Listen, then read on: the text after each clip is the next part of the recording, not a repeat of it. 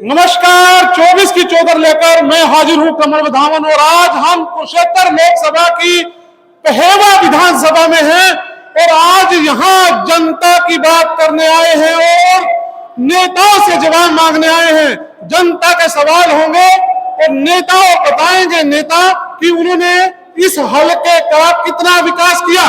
बात करेंगे, लेकिन उससे पहले मेहमानों का परिचय करवा दें। हमारे पास बीजेपी से राजकुमार यहाँ पहुंचे हैं।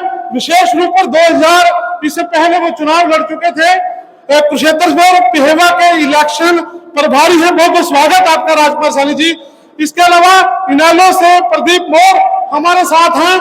इनालो नेता हैं, युवा नेता हैं। इसके साथ साथ प्रोफेसर रणधीर सिंह यहाँ हमारे बीच में हैं।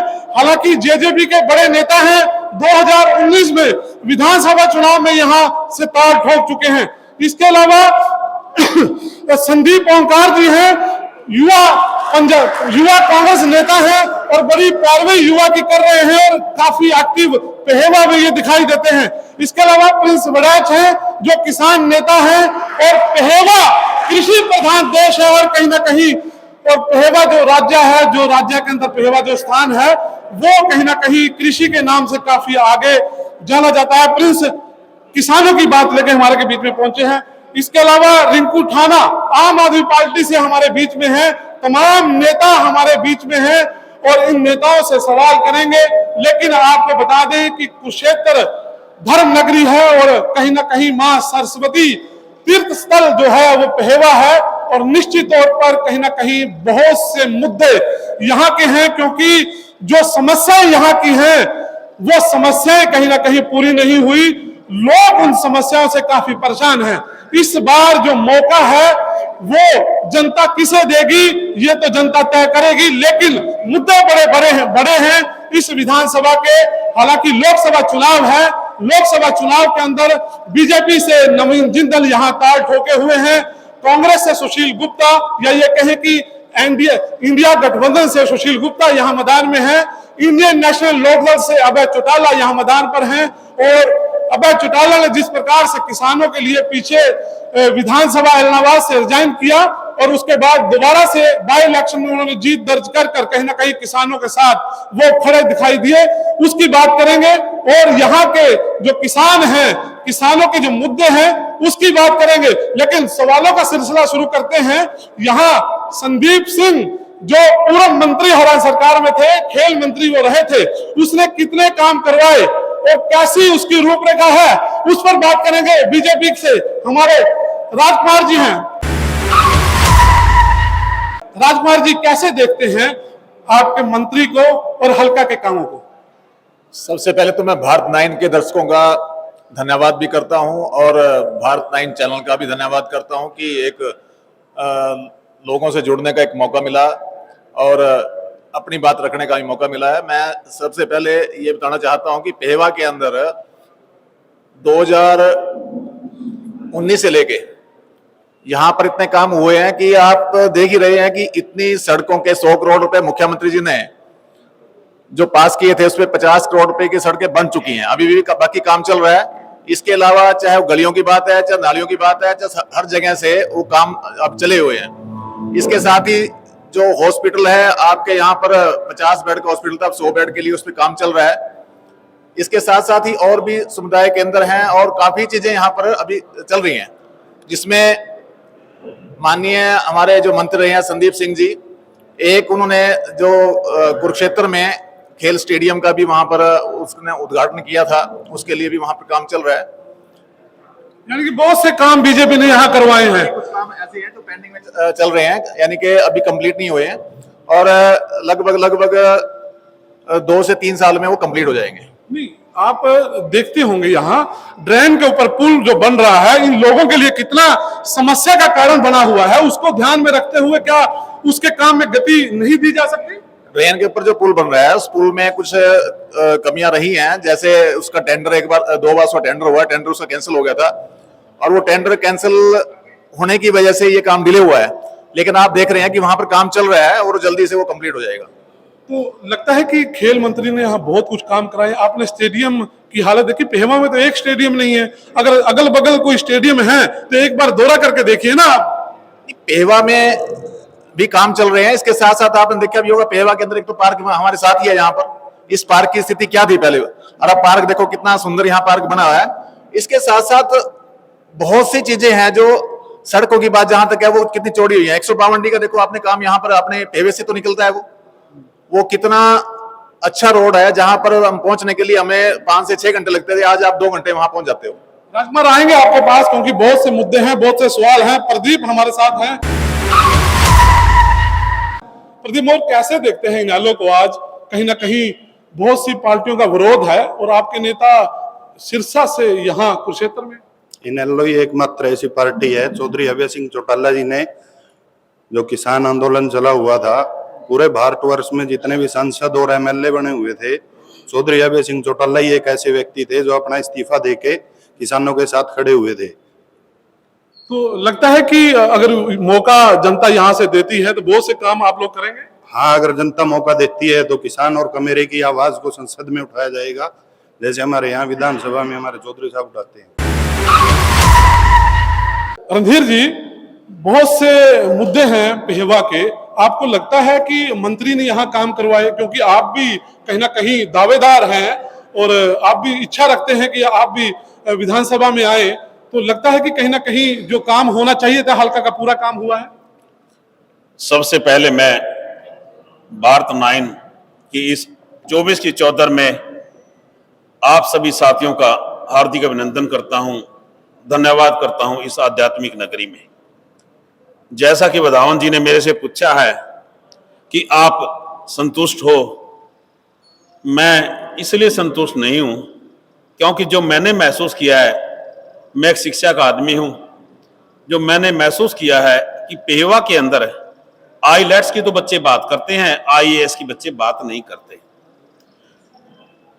विश्वविद्यालय हमारे घर में होते हुए भी हम अपने बच्चों को मोटिवेट नहीं कर पा रहे कि आप यूनिवर्सिटी में जाकर के जज, pilot, engineer, doctor, master, IAS, IPS और एचएस बनने का काम करें।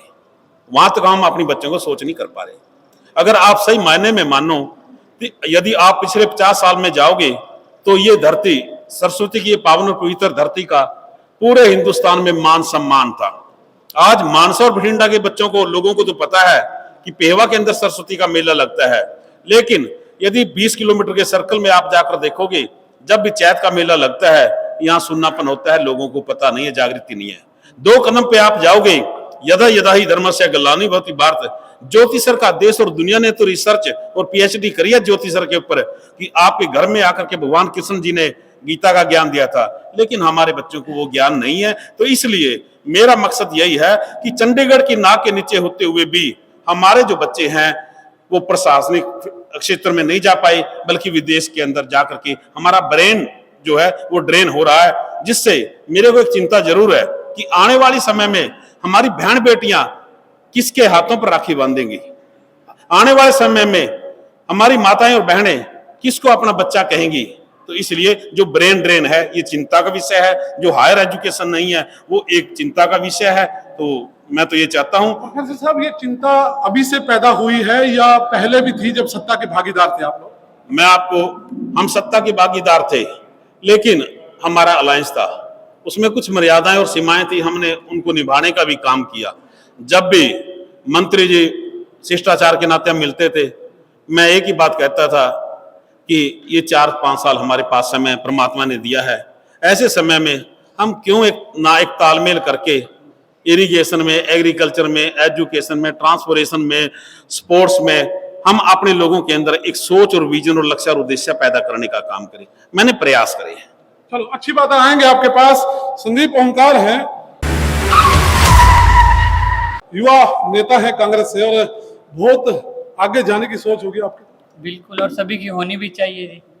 तो क्या देखते हैं, विपक्ष में है कांग्रेस, हरियाणा की बात करें तो लगता है कि विपक्ष की भूमिका कांग्रेस सही तरीके से निभा रही है। बिल्कुल बहुत अच्छे तरीके से निभा रही है। समय समय पर जो भी सरकार के दुर्व्यवहार होते हैं, गलत कार्य होते हैं, उनके आंदोलन करके उनके खिलाफ आवाज उठाते हैं और बहुत अच्छे तरीके से विपक्ष की भूमिका निभा रही है। संदीप जी, कोई एक आंदोलन आपको याद हो पिछले 4-5 साल से? किसान आंदोलन के अंदर भी कांग्रेस पार्टी ने पूरा साथ दिया, किसानों के साथ मिलकर उनके आवाज के साथ आवाज मिलाकर विपक्ष का पूरी महत्वपूर्ण भूमिका उन्होंने उठाई है। तो क्या एजेंडा लेके अब लोकसभा में या आने वाले विधानसभा में कांग्रेस रहेगी? देखिए, सबसे पहले मैं अपने पेहवा क्षेत्र की बात करता हूँ, कि मैं पेहवा क्षेत्र से राजनीति कर रहा हूँ और यहाँ के लोगों की बात करना चाहूंगा कि मेरे पेहवा क्षेत्र के अंदर एक ईंट भी नहीं लगी बीजेपी सरकार के अंदर। पूरा पेहवा क्षेत्र त्राहिमाम कर रहा है कि ऐसे हालात यहाँ पर हो चुके हैं कि जैसे इन्होंने कहा भी सड़कें, मुझे नहीं पता कहाँ वो सड़कें बनाई गई हैं। कागज के ऊपर या तो पेहवा लिख के उसके अंदर पेन से सड़कें बनाकर कह दिया सड़कें बनाई गई। यहाँ पर कोई कहीं सड़क नहीं है, तमाम जनता यहाँ बैठी है, हर एक गांव की गली सड़कें टूटे पड़ी है। और रही 152 डी की इन्होंने बात करी, उससे हमारे पेहवा क्षेत्र वासियों को फायदा क्या हुआ? किसानों के खेत में से 152 डी निकला है, उनके खेत की वैल्यू खत्म हो चुकी है। अपने एक किले से दूसरे किले में जाने के लिए कई कई किलोमीटर दूर का उनको चक्कर लगाना पड़ रहा है। ना उस रोड के साथ में कोई अपना व्यापार कर सकता किसी ढाबे के थ्रू या कोई और भी अन्य काम करना ये चाहिए। आपका निजी विचार हो सकता है, लेकिन जितना मैं जानता हूं हरियाणा की जनता इस 152 डी से काफी खुश है। नहीं, पेहवा क्षेत्र की बात कर रहा हूँ मैं, पेहवा क्षेत्र की बात कर रहा हूँ कि यहाँ के उन किसानों को हमसे क्या फायदा हुआ जिनके खेत में से वो सड़क निकली। किसानों की बात कर लेते हैं। हरियाणा और पिछले आप देख सकते हो कि किसान आंदोलन चले और आप लोगों की सक्रिय भूमिका रही थी, और आज फिर कहीं ना कहीं जो किसान संगठन हैं वो राजनीति में हस्तक्षेप करना शुरू कर चुके हैं, और आपकी पार्टी जो संगठन है उसने भी एक पार्टी को समर्थन दिया है। कैसे देखते हैं, क्यों जरूरी है राजनीतिक लोगों को समर्थन देना? बिल्कुल कमल जी, पहले तो मैं आपका और आपकी भारत नाइन की पूरी टीम का धन्यवाद देता हूं कि आपने आपके मंच के माध्यम से आमजन से मुखातिब होने का हमें मौका दिया। आपने बड़ा अच्छा सवाल किया कि आपके संगठन ने राजनीतिक हस्तक्षेप क्यों किया।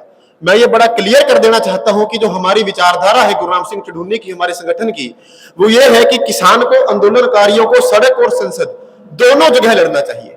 इस देश के अंदर जो राजनीति थी उसमें स्वच्छता व शुचिता आज तक इसलिए बनी रही कि चाहे वो जेपी का आंदोलन था, चाहे लोहिया का था, चाहे इमरजेंसी का आंदोलन था, उसमें जब आंदोलन हुए तो कुछ ग्राउंड पे लड़ने वाले आंदोलनकारी नेता जो आम जनमानस की रमज को, उनकी रग को समझते थे, वो राजनीति में धक्का मुक्की करके एंटर हो जाते थे। और ये जो राजनीतिक राजकुमार है, जो बड़े बड़े मुख्यमंत्रियों के या विरासती नेता हैं, उनके साथ टक्कर खा करके किसान मेरे का कोई काम करवा देते थे, कोई नीति बना लेते थे।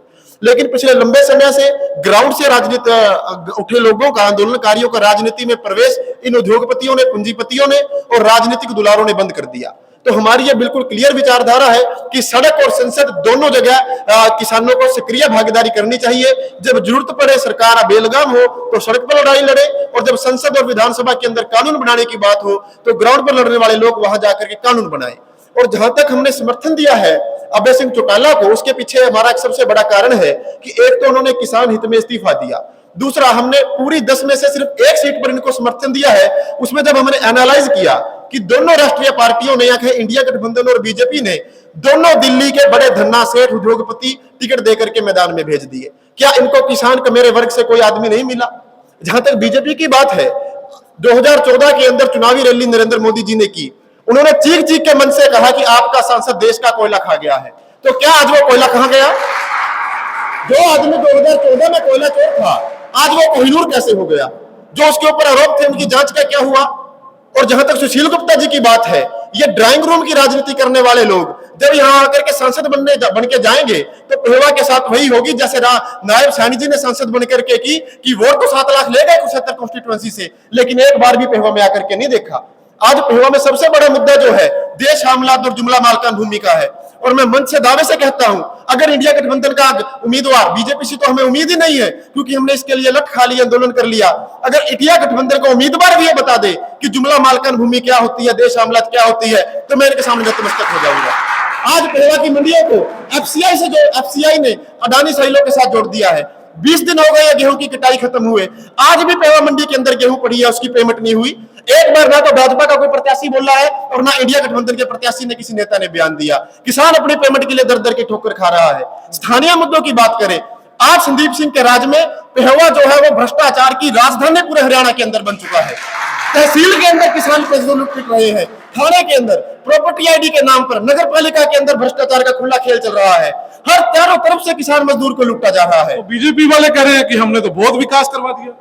अब देखिए वो विकास, या तो हम अंधे हैं या इन लोगों की दूरदृष्टि ज्यादा है। विकास तो आम जनता बताएगी, हमें तो कहीं दूर दूर तक दिखाई नहीं देता।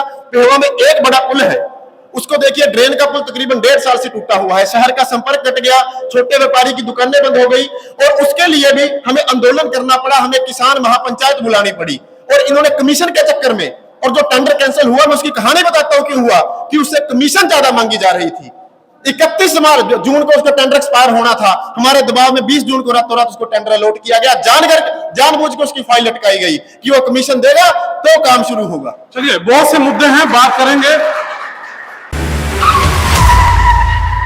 आम आदमी पार्टी के सुशील गुप्ता हैं, या ये कहें कि इंडिया गठबंधन के साझे उम्मीदवार हैं सुशील गुप्ता।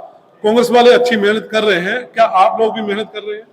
बिल्कुल, हम काम के नाम पे वोट मांगते हैं। हम काम करके दिखाते हैं और फिर वोट मांगते हैं। हमने दिल्ली में काम करके दिखाया, पंजाब में काम करके दिखाया, हम काम के नाम पे वोट मांगते हैं। आप हरियाणा से हैं? जी बिल्कुल। तो आपको SYL का पानी चाहिए या नहीं चाहिए? बिल्कुल चाहिए। अगर चाहिए तो नेताओं को क्यों नहीं बोलते आप लोग? ये सिर्फ और सिर्फ सेंटर का मुद्दा है। अगर सेंटर इसमें बैठ के दोनों मुख्यमंत्रियों को बिठाए, यहाँ हरियाणा में बीजेपी की सरकार है, सेंटर में बीजेपी की सरकार है, तो वो दे दे पानी।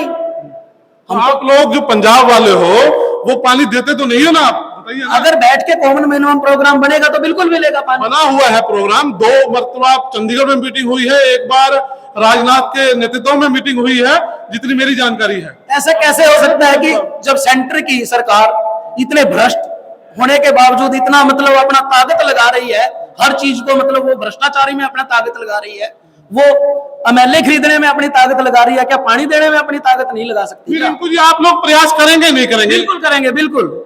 अगर हमारी दोनों जगह पे सरकार बनी तो हम बिल्कुल हरियाणा का हिस्सा हरियाणा को दिलवाएंगे। अब नहीं बनी तो फिर नहीं आएगा पानी। हम प्रयास कर रहे हैं। ठीक है, शुक्रिया आपका। तो मुद्दे बहुत हैं, जनता के सवाल पेंडिंग हैं और जनता से सवाल करेंगे, क्योंकि ये जनता आई है और अपना अपना सवाल करना चाहती है। इधर से शुरू करते हैं, कहीं ना कहीं आप सुन सकते हो। क्या कहना चाहेंगे आप, क्या सवाल है, इलाके के क्या मुद्दे हैं? नेता जो बोल रहे थे, कितना सच है? मेरा सवाल है बीजेपी के जो प्रवक्ता यहाँ है इनसे। 2019 में सरदार संदीप सिंह ने चुनाव लड़ा था, उन्होंने एक अपना घोषणा पत्र जारी किया था, उन्होंने 12 घोषणाएं की थी, मैं पढ़ के सुना देता हूं। पेहोवा में खेल संस्कृति को बढ़ावा देने के लिए स्पोर्ट्स टैलेंट हंट और योजना चलाएंगे। ग्रामीण क्षेत्रों में खेल अकादमी स्थापित की जाएगी। पेहोवा में एक विशाल खेल स्टेडियम का निर्माण करवाया जाएगा। पेहोवा में भव्य ऑडिटोरियम का निर्माण कराया जाएगा। पटियाला पेहोवा सीतामाई करनाल सड़क को 4 लाइन का निर्माण करवाया जाएगा। पटियाला हरिद्वार राष्ट्रीय राजमार्ग के निर्माण के लिए दृढ़ संकल्प होकर कार्य करेंगे। ग्रामीण स्तर के लिंक सड़कों की चौड़ाई करवाई जाएगी। महिला अस्पताल का निर्माण करवाया जाएगा। हल्के के गांव के डेरों में पक्के रास्ते बनवाए जाएंगे। हल्के के गांवों में होगी शहरों जैसी सुविधाएं। हर गांव में होगा सामुदायिक भवन का निर्माण। इस्माइलाबाद में होगा बस स्टैंड का निर्माण। ये 12 वादे ये इलेक्शन से पहले थे वादे। जब 2019 में चुनाव लड़ा ना संदीप सिंह जी ने, उस टाइम उन्होंने अपना घोषणा पत्र दिया था। मैं बीजेपी के प्रवक्ता खड़े हैं, उनसे पूछना चाहता हूं, 4.5 साल वो मंत्री रहे, इन कामों में से कितने कामों में प्रगति हुई है? यदि एक भी काम में प्रगति हुई तो जवाब दे। बिल्कुल जवाब लेंगे। 1-2 सवाल और लेते हैं, बैठिए। आप बीजेपी से हैं, हाँ जी, तारीफ कर दीजिए ना बीजेपी की। नहीं, तारीफ तो है ही है, बीजेपी कहने की जरूरत नहीं है। मोदी ने जो काम कर दिया आज देश के अंदर, वो सबको पता है, कहने की जरूरत ही नहीं है।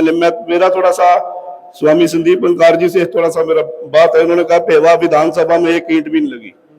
सभी गांव के अंदर कम्युनिटी हॉल बनकर कंप्लीट है, जाकर देख सकते हैं कि वहां पर ईंटें लगी या नहीं लगी। और अभी पीछे 9 महीने पहले 21 करोड़ में 18 सड़कें बनकर तैयार हो चुकी है। ये नहीं पैसा आ गया, तैयार हो चुकी है, जो कि लिंक करती है। आपके अनुसार काम हुए हैं? बिल्कुल बिल्कुल काम हुए हैं। काम हुए हैं, क्या कहना चाहेंगे? काम हुए हैं? हाँ, काम हुए हैं जी बीजेपी के राज में। चलिए, ये बीजेपी वाले समर्थक थे, कह रहे थे काम हुए हैं। कुछ लोग भी हैं, आपसे बात करते हैं। क्या देखते हैं, क्या मुद्दे क्या है यहाँ के? मुद्दे अभी बीजेपी प्रवक्ता ने बोला है कि 50 से 100 बेड का हॉस्पिटल तैयार किया गया है। सबसे पहले उस हॉस्पिटल पर ध्यान दीजिए जो यहाँ पे बना हुआ है। ना तो इसमें एक्सरे की मशीन है, ना सीटी स्कैन की मशीन है, और गरीब जनता को यहाँ से 30 किलोमीटर जाना पड़ता है। वहां भी अगर सीटी स्कैन कराए तो 10 दिन की डेट मिलती है। अगर 10 दिन के अंदर मरीज की मृत्यु हो जाती है तो उसका जिम्मेवार कौन है? क्या कहना चाहेंगे, मुद्दा क्या है, क्या मुद्दे हैं यहाँ पे? बात सिर्फ कुरुक्षेत्र की नहीं है। आपने अभी बोला कि भाजपा के एक साथी से आप पूछ रहे थे कि आप भाजपा से हैं, भाजपा की कुछ तारीफ कर दीजिए। उसके बाद उनको पहले 40 सेकंड तो वेट करना पड़ गया। अरे काम क्या याद दिलाऊं, काम किए होते तो याद दिलाते। आज 2024 में हम लोग बैठे हैं, आजादी के इतने सालों के बाद भी। 2014 के बाद इनको दोबारा मौका दिया नवीन जिंदल जी को। क्यों दिया सबको पता है। कहते हैं ना कि टैटुआ दबा के रखा हुआ है, अगर मना करेंगे तो हटाई दिया जाएगा या फिर धंधे का नुकसान कर दिया जाएगा। आप सबके सामने देश का ही नहीं दुनिया का सबसे बड़ा, तानाशाह की बात ही नहीं है सर, बच्चा बच्चा जानता है, लेकिन देश का ही दुनिया का सबसे बड़ा घोटाला इलेक्टोरल बॉन्ड का घोटाला कहाँ हुआ? भारतीय जनता पार्टी में हुआ ना।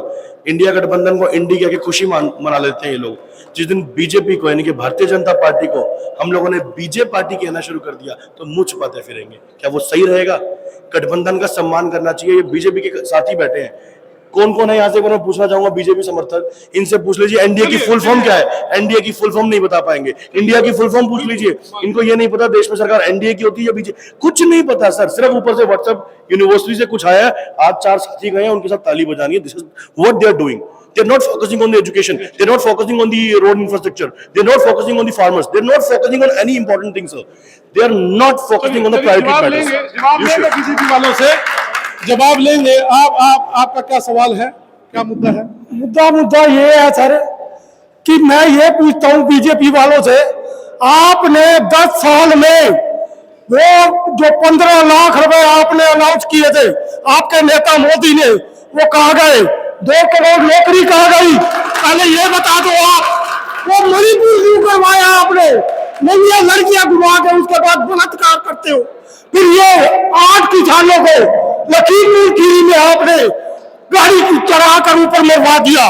क्या किसानों का कसूर था? कोई है ही नहीं आपका, बलिवाद नहीं है।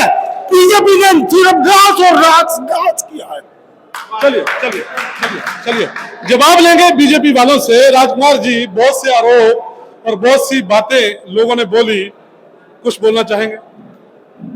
मेरे भाई अभी कह रहे थे कि 15 लाख का मोदी जी ने कहा था कि 15 लाख मिलेंगे, जबकि मेरे भाई को ये पता होना चाहिए कि मोदी जी ने ये नहीं कहा था कि 15 लाख रुपए मिलेंगे। ये कहा था जो स्विस बैंकों में पैसा पड़ा है अगर वो आ जाता है तो एक व्यक्ति के हिस्से में 15 लाख रुपए आता है।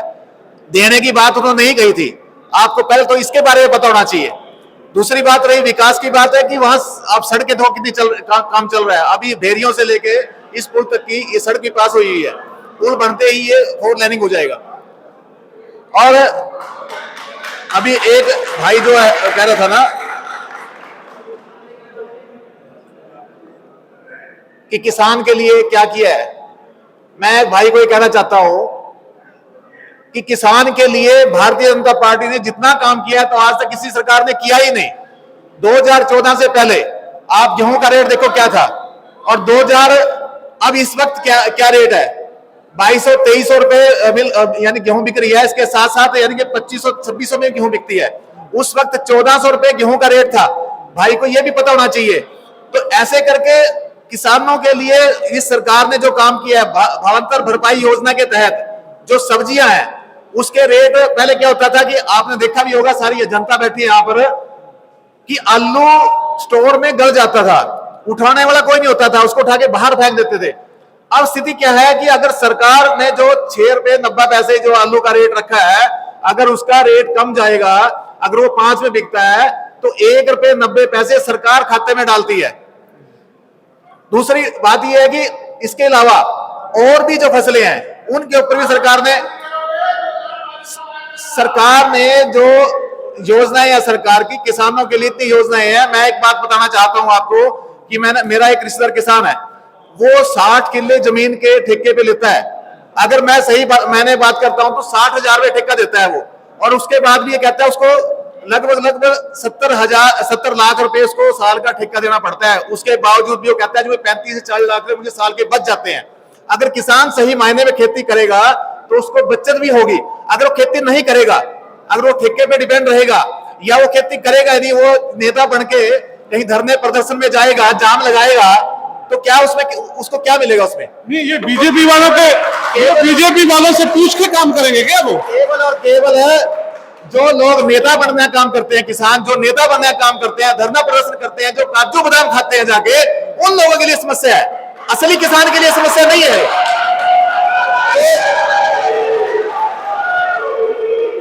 राजकुमार जी, वादा सरकार ने किया कि किसानों को एमएसपी की गारंटी देंगे, वो वादा अभी तक पूरा नहीं हुआ। क्या आपके नेताओं से कभी बात हुई कि इस पर विचार किया जाना चाहिए? एमएसपी गारंटी की बात सरकार ने की थी। सरकार जो कानून लेके आई थी वो किसानों के लिए सीधे सीधे फायदेमंद थे। आज 95% किसान सहमत है उसके लिए, लेकिन कुछ लोग जिन्होंने सस्ती राजनीति करनी है वो लोग इसका विरोध करते थे। आज वो लोग पछता रहे हैं, आज वो लोग जो किसान थे वो पछता रहे हैं, और जो वो कानून वापस लिए गए वो किसानों के हक में थे, और कोई भी सरकार 50 साल तक वो कानून लाने का प्रयास नहीं करेगी। वो देश के लिए बहुत बड़ा नुकसान होगा। आप ले कहेंगे। मैं प्रिंस के पास आऊंगा। प्रिंस जी, कितनी बात पे सहमत है आप? जी, राजकुमार सैनी जी ने बिल्कुल सही कहा। इन्होंने किसानों के लिए ऐतिहासिक काम किया है। ऐसा काम आज तक देश के इतिहास में नहीं हुआ था। किसी सरकार ने 750 किसान गोलियों से नहीं मारे थे। किसी ने किसानों के रास्ते में कीलें नहीं बिछाई थी, दिल्ली जाने से नहीं रोका था। किसी ने सूरजमुखी का रेट मांगने वाले किसानों के ऊपर आज तक किसी सरकार ने सूरजमुखी का रेट मांगने वाले किसानों पर लाठीचार्ज करके 307 के मुकदमे नहीं बनाए थे। काम तो वाकई लोगों ने क्रांतिकारी किया है, इसलिए बधाई के पात्र है। और जहां तक एक मुझे कंप्लीट करने दीजिए एक बार बात, ये कह रहे हैं कि इनका एक रिश्तेदार 60 एकड़ में ठेका देने के बाद 30-35 लाख कमा लेता है, तो मैं इनको ओपन चैलेंज देना चाहता हूं कि वो फार्मूला सार्वजनिक करे जिससे वो 60 एकड़ में ठेके पे लेकर 35 लाख कमा लेगा। और इन्होंने कहा कि किसान उसका जो किसान थे वो उन कृषि कानूनों के समर्थन में थे, तो क्या इनके पास कोई किसान आते इकट्ठा होकर के गया? इन्होंने तमाम कोशिशें की कुछ गोदी संगठनों को बनाने की। मनोहर खट्टर ने तो यहां तक कहा कि हमारे पदाधिकारी किसान बन के चले जाओ, लठ उठा लो। क्या इन लोगों के कहने पे कोई किसान सड़कों पर आंदोलन करने के लिए आया कि कृषि कानून ठीक है? और अगर कृषि कानून ठीक थे तो फिर मोदी जी ने वो कानून वापस क्यों लिए? क्यों उनको मजबूर होना पड़ा इस कानून वापस लेने के लिए? क्यों? क्योंकि देश भर के किसानों ने एकजुट होकर के उनको दिखा दिया कि देश में रहना है तो अदानी अंबानी की नौकरी नहीं चलेगी। किसानों ने इनको समझा दिया कि भारत में राजनीति करनी है तो अदानी अंबानी की नौकरी नहीं चलेगी, किसान की बात करनी पड़ेगी। किसान की बात करनी पड़ेगी निश्चित तौर पर। चलो, ये प्रिंस के विचार थे। प्रोफेसर साहब, हरियाणा की बात करें तो आपकी जो पार्टी थी वो भी बीजेपी के साथ थी, और ये लोग किसान जो अपनी पीड़ा जो बयां कर रहे हैं, कितना ताल्लुक रखते हैं आप? हमारी पार्टी के नेतृत्व की तरफ से कभी भी ये किसी ने नहीं कहा कि आपने किसान आंदोलन में सम्मिलित नहीं होना। आप विश्वास नहीं करोगे, हमारे हल्का अध्यक्ष बैठे हैं, हमारे गुराया जी सरपंच पदाधिकारी बैठे हैं जिन्होंने 15 लाख का तेल मुफ्त में दिया, और हमारे सभी लोग, हमारी भी ट्रैक्टर ट्राली किसान आंदोलन में गई हुई थी। अगर आपको एक क्लिप भेजूं, मेरा बेटा खुद का यूनिवर्सिटी से बच्चों को लेके गया और 20 दिन वहां रहा, और उसकी आज स्पीच भी है, क्योंकि ये हमारी भावनाओं की बात है। दूसरी, राजकुमार जी ने जो बात करी, नहीं, हिंदुस्तान का किसान खेत और खलिहान का किसान है, धरती की माटी और पशुओं का, परंपराओं का किसान है। इस किसान ने खुद नहीं खाया, दूसरों का पेट भरने का काम किया है। इसने तो पशु पक्षी और चिड़ी और जानवर तक का पेट भरने का काम किया है। इसलिए उत्तर भारत का किसान जब दांती कसिकवाड़ा लेकर के जंगल काट के जमीन बना रहा था, और दक्षिण भारत का किसान उस समय एजुकेशन प्राप्त कर रहा था। तो इसलिए अगर आज हमारे बच्चे पढ़ लिख करके, किसान का बच्चा पढ़ लिख करके अगर वो इस मंच पे आके अपनी बात कहना चाहता है, डेमोक्रेसी को मजबूत करना चाहता है, मैं तो कहता हूं कि इसमें कोई कोताही वाली बात नहीं है। और अच्छा होना चाहिए कि हमारे किसान के बच्चे हेल्दी डिस्कशन करें और धरती की, माटी की, किसान की, मजदूर की बात करने का काम करें, तभी एक स्वच्छ लोकतंत्र भारत में आएगा। चलिए, शुक्रिया आपका। कैसे देखते हैं अभय, सत्य है, क्या कहेंगे, कितना सत्य है? सर, वो किसानों के साथ ही खड़ा था। और जहां तक भाई साहब की बात का जवाब दूं, मैं ये एमएसपी पे बोल रहे थे कि हमने इतना कर दिया है 2014 से, तो 2014 में इनको पता होना चाहिए यूरिया का क्या रेट था और आज क्या रेट है। डीएपी का क्या रेट था उस टाइम पे और आज क्या रेट है, कितना गुना महंगाई बढ़ गई है, उस पे ये जवाब देना नहीं चाहते। तो कैसा इलेक्शन चल रहा है आप लोगों का? बहुत बढ़िया चल रहा है इधर हमारा तो। जीत जाएंगे आप लोग? हाँ, आराम से जीत जाएंगे इन लोग। कैसे, मतलब क्या एक रूट मैप है आपका? अच्छा रिस्पॉन्स मिल रहा है पब्लिक की तरफ से हमें। ग्राउंड की राजनीति करते हैं हम, इनकी तरह हवा में तो तीर छोड़ते नहीं है। लोगों से मिलकर और जुलकर ही मान लो अपना इलेक्शन आगे बढ़ा रहे हैं आप लोग, है ना? कांग्रेस वाले आम आदमी पार्टी के साथ हैं फिलहाल, एक सीट पे इंडिया गठबंधन है, तो लगता नहीं कि बहुत से मुद्दे हरियाणा, पंजाब या आम आदमी के साथ भी थे, और ऐसा भी है कि आम आदमी की भी सीट नहीं है, यानी कि कांग्रेस को एक भी सीट नहीं है, तो कहीं ना कहीं एक जो ये समझौता है, कहीं ना कहीं ऐसा नहीं लगता है कि पीड़ा देने वाला है? नहीं, ऐसा नहीं। पूरे भारतवर्ष के अंदर अलग अलग पार्टियों से हमारा समझौता, इंडियन अलायंस जो बना हुआ है, उसके तहत जिस क्षेत्र के अंदर जैसे भी सीटें इनके ऊपर हमारी पार्टियां बैठ के डिसाइड करती हैं, वैसे सीटें बटी हुई हैं। तो जनता कह रही है कि बहुत से जो काम गिनाए गए ऐसा कुछ भी नहीं है, तो क्या कोई ऐसा आप लोगों ने प्रोटेस्ट किया हल्का पेहवा के लिए? बिल्कुल, जैसे भी हमारे यहाँ पर ड्रेन का पुल बना हुआ उसके ऊपर लिए प्रोटेस्ट करो। और रही बात, बीजेपी के प्रवक्ता अभी बता रहे थे कि हमारे क्षेत्र के अंदर बहुत से विकास कार्य करे हुए हैं, ईंटें लगी हुई हैं। बिल्कुल, मैं कहता हूँ हमारे यहाँ ईंटें लगी हैं, लेकिन वो लगी हैं मंत्री जी की डेट की लगी, कोठी के अंदर। पेवा क्षेत्र के अंदर कोई ईंट नहीं लगी, पेवा क्षेत्र के अंदर कोई विकास नहीं हुआ। विकास हुआ है तो मंत्री जी का अपना, ये कह रहे थे पेवा क्षेत्र के अंदर विकास हुआ, जरूर हुआ है विकास, लेकिन मंत्री जी का खुद का विकास हुआ है, पेवा क्षेत्र का कोई विकास नहीं हुआ। अगर हर गांव में इनकी ईंटें लगी होती, आज इनको दर दर जाकर वोट मांगने की जरूरत नहीं होती, घर बैठे लोग इनको वोटें देकर जिताते। चलिए, मेहनत करने की जरूरत थी। केजरीवाल जी दौरा करके गए हैं, जोश आ गया होगा आप लोगों में? बिल्कुल बिल्कुल पूरा जोश है, क्योंकि केजरीवाल जी जो झूठे मुकदमे में इस सेंटर सरकार ने, इस मोदी सरकार ने, तानाशाह सरकार ने उनको अंदर डाल रखा था, वो कोर्ट के, सुप्रीम कोर्ट के ऑर्डर से उनको 1 तारीख तक की पैरोल मिली है, और वो ये दर्शाता है कि हमारी न्यायपालिका अभी तक जिंदा है। मीडिया में चर्चा है कि सुशील गुप्ता जो राज्यसभा में गए थे, पैसे देके गए थे, और आरोप उनपे है कि उनका एक गंगा इंटरनेशनल स्कूल है और वहां उन्होंने एक शमशान घाट की जो रास्ता आता है स्कूल में, उसको कब्जाया है, ऐसे आरोप हैं।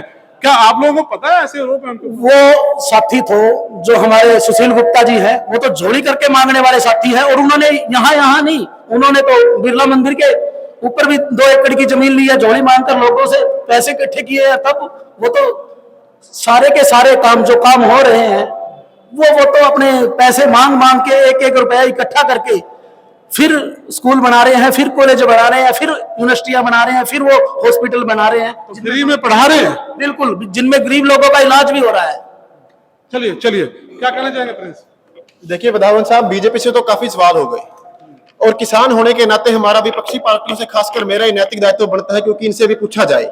सबसे पहले तो जेजेपी के साथी प्रोफेसर रणधीर जी ने कहा कि वो आंदोलन के समर्थन में थे, जबकि सच्चाई यह है कि 4.5 साल भाजपा और जजपा का गठबंधन नहीं, ठगबंधन था। ऐसा कोई सगा नहीं था जिसे इन्होंने पीटा या लूटा नहीं। आज ये कह रहे हैं कि आंदोलन में शामिल होते रहे, लाखों का तेल फूका। इनकी पार्टी के सुप्रीमो, इनकी पार्टी के आका अजय चौटाला तो किसान आंदोलन को बीमारी बताते थे। दुष्यंत चौटाला ने एक बड़े राष्ट्रीय चैनल पर बैठ करके बताया कि किसी कानून कभी वापस नहीं होंगे, कानून वापस होने के लिए नहीं बनाए जाते। तो आज जब इनको भाजपा ने 4.5 साल राज से बाहर राज करने के बाद ठोकर मार के बाहर निकाल दिया, तो आज इनको किसान की याद आ गई। दूसरा, ओंकार जी ने कहा कि हम बड़े आंदोलन करते हैं, और इन्होंने भी कहा कि सुशील गुप्ता जी बड़े क्रांतिकारी आदमी हैं। मैं आज इंडिया गठबंधन के साथियों से भी पूछना चाहूंगा कि क्या 4.5 साल कांग्रेस या इंडिया गठबंधन या कोई पार्टी सड़क पर आई? आंदोलन कब होता है? जब सत्ता बेलगाम हो जाती है और विपक्ष जो है वो पंगु बन के डर के घर में बैठ जाता है, फिर एक लोक लहर उठती है, उस लोक लहर में से नेता पैदा होते हैं। वरना आंदोलन करना विपक्ष का काम था, हमारा काम नहीं था। और आज 4.5 साल पहले के साथियों से पूछ लीजिएगा, किसी स्थानीय मुद्दे के लिए इनके किसी एक नेता ने आवाज उठाई हो? ये ड्राइंग रूम की राजनीति करते हैं, और हम बार बार ये लोगों को समझा रहे हैं कि आज जो लड़ाई है वो जंगी और दरबारी घोड़ों के बीच में है। ड्राइंग रूम की बात ठीक है, ये लोग जब गांव में जाते हैं तो आपके लोग जो है विरोध करते हैं इनका, कैसे बाहर जाएंगे लोग, बताइए। देखिए, मैं एक बात से बिल्कुल सहमत हूं, मैं किसानों से अपील भी करना चाहता हूं कि हमारा विरोध करना अधिकार है तो वोट मांगना इनका भी अधिकार है। किसान जो है वो लोकतांत्रिक आदमी है, हम संविधान के मूल्यों की बहुत इज्जत करते हैं, संविधान को मानने वाले लोग हैं, लेकिन किसान के मन के अंदर एक कुंठा है, एक पीड़ा है। किसान जब रात को सोता है तो उसको याद आता है कैसे मोदी जी ने, खट्टर और दुष्यंत की सरकार ने उनके सड़के में रास्ते में किले बिछाई, उनको दिल्ली नहीं जाने दिया, उनको जीटी रोड पर नहीं चढ़ने दिया। तो जब जब वो उस चीज को याद करता है तो उसकी आत्मा कांपती है और उसे गुस्सा करता है इनके गठबंधन के नेताओं के ऊपर कि हमारे गांव में आएंगे तो हम वैसे ही बदला लेंगे। लेकिन फिर भी मैं किसानों से अपील करना चाहता हूं कि शांति मर्यादा बनाए रखें। अब वोट की चोट का समय है, अब आपकी वोट की चोट इनको लाठी मारने से ज्यादा चोट पहुंचाएगी। चलिए, समय को देखते हुए एक बार पब्लिक के बीच में जाएंगे। कोई सवाल आपका लोगों का हो, हमारे मीडिया के साथी हैं, एक सवाल उनसे ले लेते हैं। आम आदमी पार्टी वाले भी बात कर रहे थे कि किसानों की, तो मैं इनको याद दिलाना चाहता हूं कि पंजाब में ये कांग्रेस को गालियां दे रहे हैं, जैसे ही बॉर्डर क्रॉस करते हैं तो केजरीवाल जी कांग्रेस के लिए वोट मांगते हैं। पहले तो इरादे साफ कर लो कि साथ हो के अलग अलग हो। और दूसरी बात, इनकी एक मंत्री है पंजाब में, अनमोल गगन मान जी, उन्होंने एक वायदा किया था, वीडियो सबने देखा है, कि जैसे ही पंजाब में आम आदमी पार्टी की सरकार बनेगी 5 दिन में चुटकियों में सभी फसलों पे एमएसपी दे देंगे। क्या वहां एमएसपी मिल गया? मैं वहां का किसान हूं, कोई एमएसपी नहीं मिला। तो भैया पहले मेरा तो अनुरोध है, वायदे वो करो जो पूरे कर सको, वो झूठे वायदे ना करो। अब कहते हैं बिजली फ्री कर दी, भैया हमें फ्री बिजली नहीं चाहिए, हमें फ्री बस सफर नहीं चाहिए। पीआरटीसी का बुरा हाल है, ड्राइवरों को देने के लिए पैसे नहीं है, जब से महिलाओं को सफर फ्री किया। भैया देनी है सहूलतें, कम रेट की दे दो, लेकिन ये चीजें ना करो कि वो अधारा ही बंद हो जाए, वो डिपार्टमेंट ही बंद करना पड़े। तो मेरा अनुरोध है सभी पार्टियों से कि इस इलेक्शन को ये सोचे कि देश के लोकतंत्र का चुनाव है, देश का लोकतंत्र सबसे बड़ा मंदिर है। हमने उस मंदिर में जाके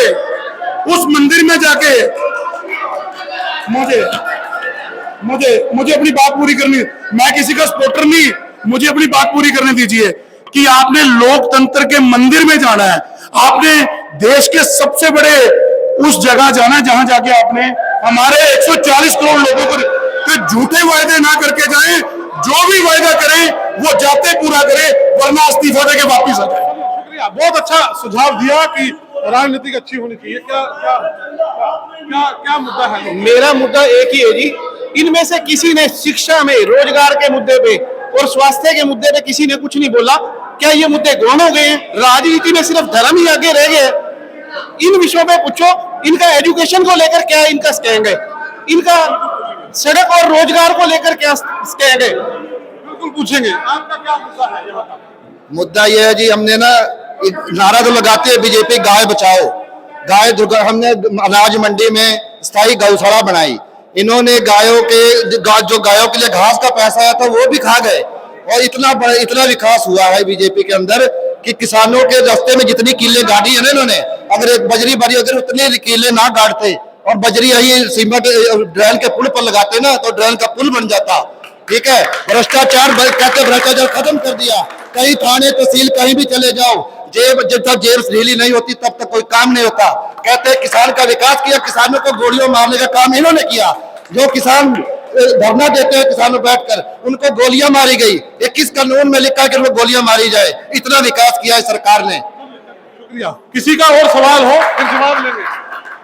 ये मैं के नाम है तमाम राजनीतिक दलों को कहना चाहता हूं, ये राजनीतिक दल जो है जब सत्ता में होते हैं तो बहुत बड़ी बड़ी बातें करते हैं, और जब सत्ता से बाहर होते हैं तो जनता की बात करते हैं। मैं ये कहना चाहता हूं, अरे आप तो अंग्रेजों से भी गए गुजरे हो गए।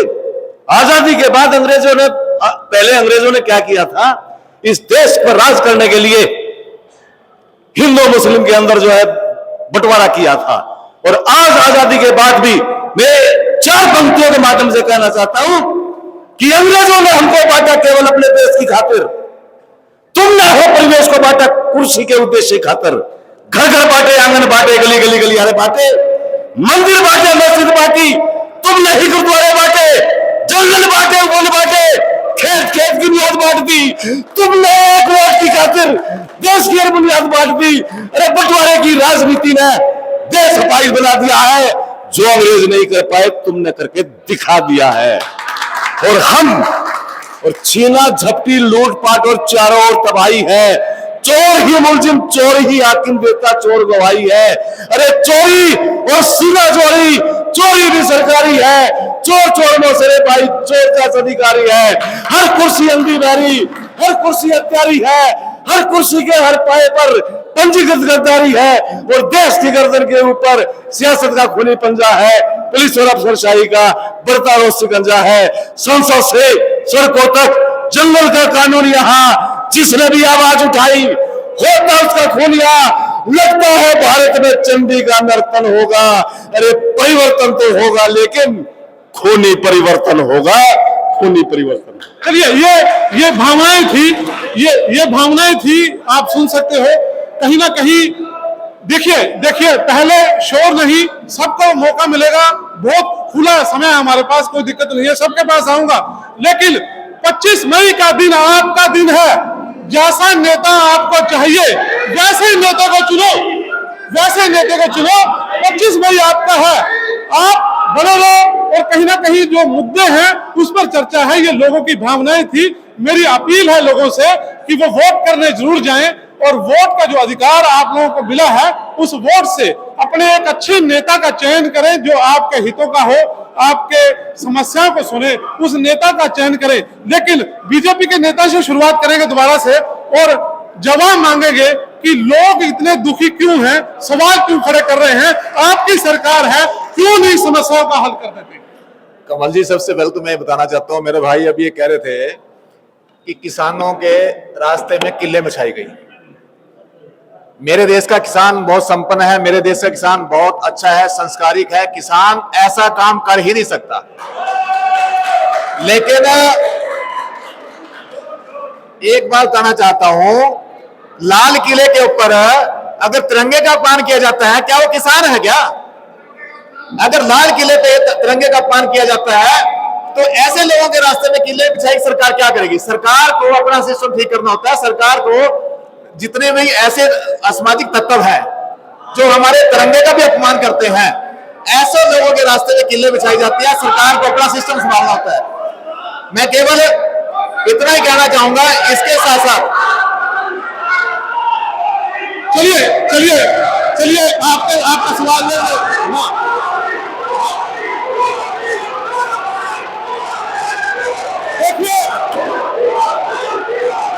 देखिए, माहौल खराब करेंगे तो ये सकारात्मक डिबेट नहीं होगी।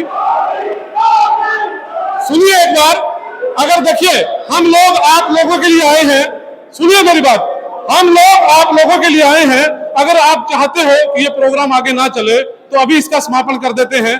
लेकिन सार्थक चर्चा चाहते हो तो अप्रिशिएट करो, अच्छी बात हो तो अच्छी बात बोलो। अगर गलत ये नेता है तो इनसे सवाल करो, किसी को कोई रोकेगा नहीं। लेकिन माहौल जो खराब करेगा या उसे बाहर कर दिया जाएगा या फिर हम बाहर चले जाएंगे। सवालों का सिलसिला है, आपकी बात पूरी कीजिए। बात रही केजरीवाल की। केजरीवाल के बारे में कौन नहीं जानता?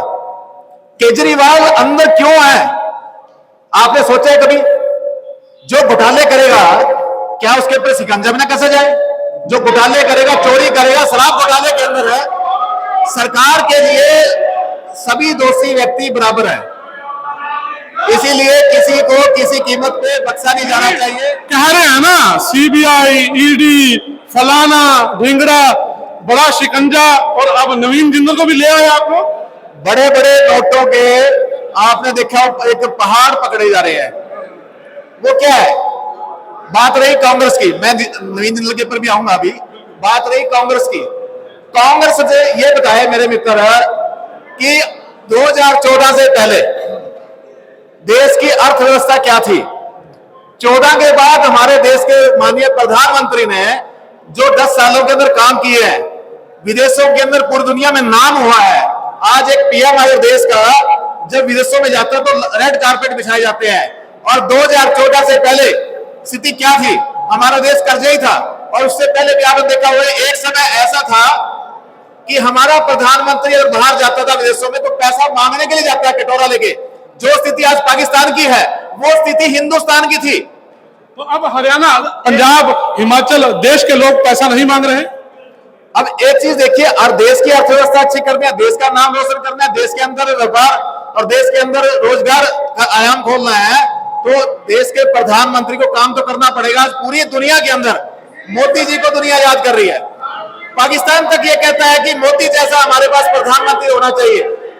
तो ये लोग मतलब एक खाली, मैं तो ये कहूंगा जो भाई ये कह रहे हैं तो एक सस्ती राजनीति का काम है, ये काम तो करना नहीं है।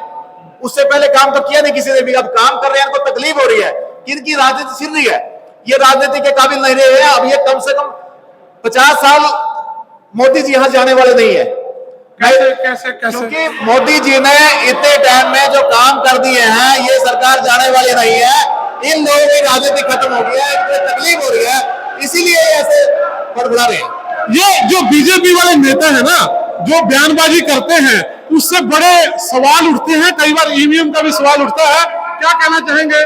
कौन कहता है बीजेपी ने काम नहीं किया? इन्होंने पेवा को लूटने का काम किया है सर। हमारे सोनसर के जंगल में 2000 एकड़ का जंगल है, उसकी लकड़ी खा के ये बेच के इनका मंत्री। दोस्तों, कुछ ज्यादा हो रहा है और तरीके से रहो, नहीं तो तरीके दूसरों को भी आते हैं, तरीके दूसरों को भी आते हैं।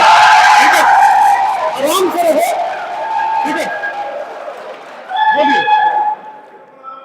इन्होंने पेवा को लूटने का काम किया है। 2000 एकड़ का जंगल है सोनसर का, उसकी लकड़ी तक खा के ये बेच के।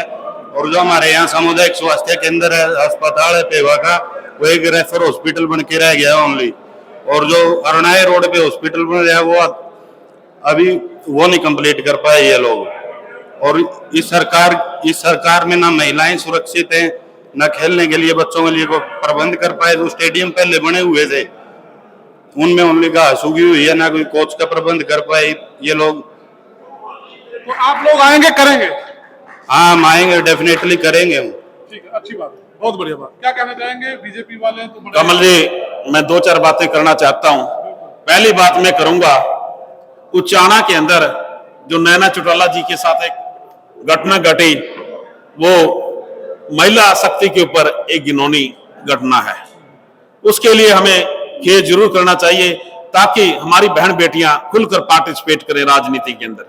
दूसरी बात मैं कैंडिडेट के ऊपर, प्रत्याशियों के ऊपर करूंगा। यदि आप सभी कैंडिडेटों को देखें तो पाला राम सैनी जो है बैकवर्ड क्लास के हमारे लोकल भाई हैं, धरती पर चलने वाले हैं, इन चीज से वाकिफ हैं, कुरुक्षेत्र की धरती से और शिक्षा के क्षेत्र से जुड़े हुए हैं। बाकी के कैंडिडेट जो हैं वो कहीं ना कहीं यहां से नहीं जुड़े हुए। तीसरी बात मैं पुल की बात करूंगा।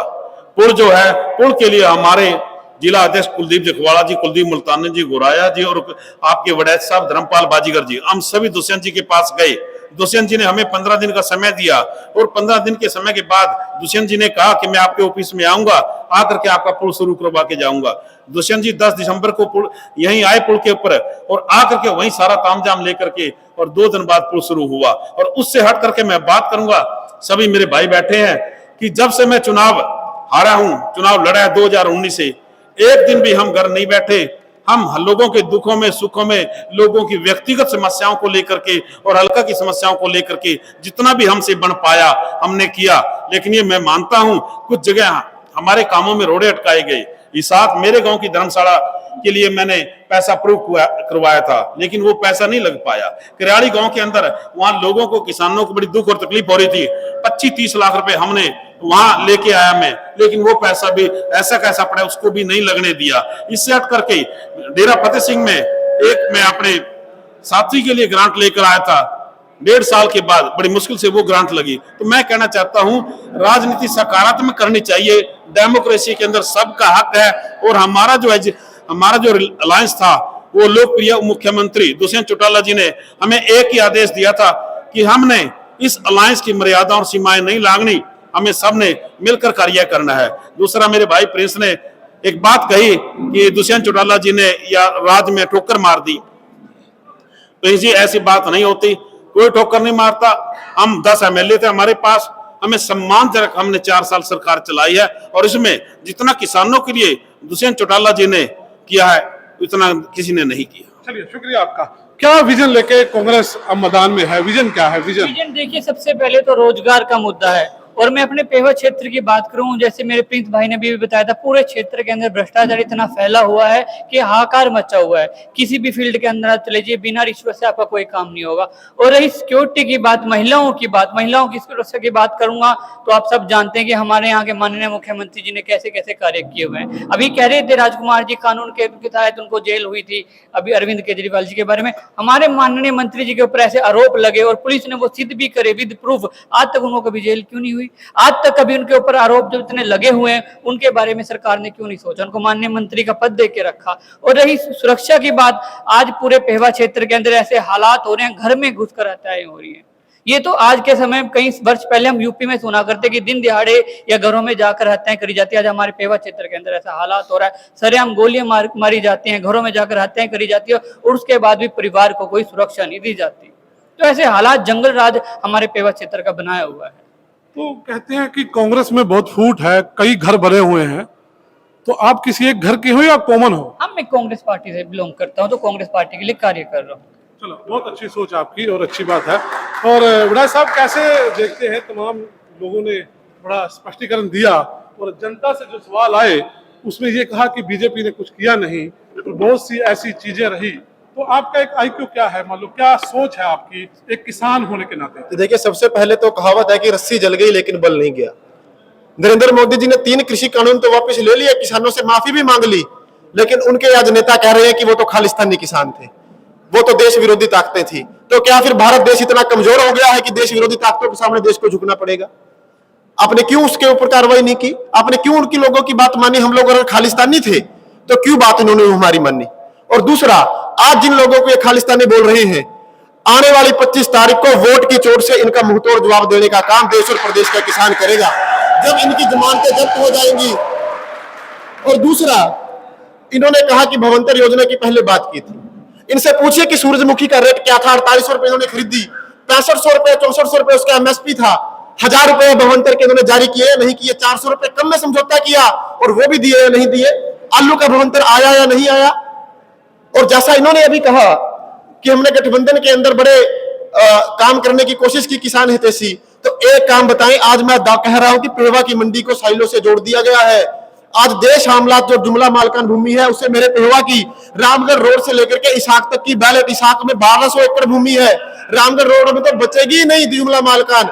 आज वो सारी सरकार लेने जा रही है, किसान भूमिहीन हो जाएंगे। उसके बारे में इनका क्या स्टैंड है? आज हमारी पूरी पेवा की मंडियों को साइलो से जोड़ दिया और मैं लिख के दे रहा हूं, अगले साल बारदाना नहीं आएगा, किसान वहां ठोकरे खाएगा।